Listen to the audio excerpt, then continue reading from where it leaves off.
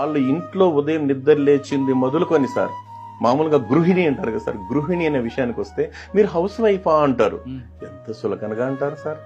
అదే house wife అనే విషయానికి వచ్చినప్పుడు ఆ మహాతల్లి ఉదయం నిద్ర లేచింది మొదలుకొని సార్, తెల్లారు అంటే సూర్యుడు ఉదయించక ముందే నిద్ర లేచి ఆ తర్వాత ఆ ఇంటి పనులన్నీ చక్కదిద్దుకుని తను తింటుందో తినలేదో బిడ్డలు క్యారియర్ కట్టేయడం, వాళ్ళకి మంచిర్లు చూడడం, స్కూల్కి పంపడం, మళ్ళీ ఇంటి పనులు చూసుకోవడం, మళ్ళీ మధ్యాహ్నం భోజన కార్యక్రమం, ఆ తర్వాత భర్త ఇంటికి వస్తే భోజనం పెట్టడం, మళ్ళీ సాయంత్రం మళ్ళీ పిల్లలు ఇంటికి చూసుకోవడం, మళ్ళీ ఈ ఇంట్లో ఉంటాయి కదా సార్ ఇంటి పనులు, ఇంటిల్లి పాది పనులు అంటే ఒకటేని కాదు సార్, ఇల్లు శుభ్రపరచడం కావచ్చు, పాత్రగానులు అంటే సామాన్లు కడుక్కోవడం కావచ్చు, లేదా చాలా పని ఉంటుంది. ఇవన్నీ చేసిన తర్వాత అదే అన్నారు కదా సార్, మా గురువు నారాయణ స్వామి గారు చెప్తుంటారు మాటల సందర్భంలో, ఒక గృహిణికి జీతం ఎంత ఇవ్వాలంటే ఆ దేశ రాష్ట్రపతి కన్నా ఇచ్చే జీతానికన్నా ఎక్కువ ఇవ్వాలి అంటున్నారు సార్. అది గృహిణి యొక్క గొప్పతనం సార్. సార్ మీరు చెప్పిన దాంట్లో ఇంకొక విషయం ఏంటంటే, కొంతమంది ఇంత ఇంటి పని చేసి కూడా ఆఫీస్కి వెళ్ళి కూడా పని చేస్తుంటారు. అవును సార్.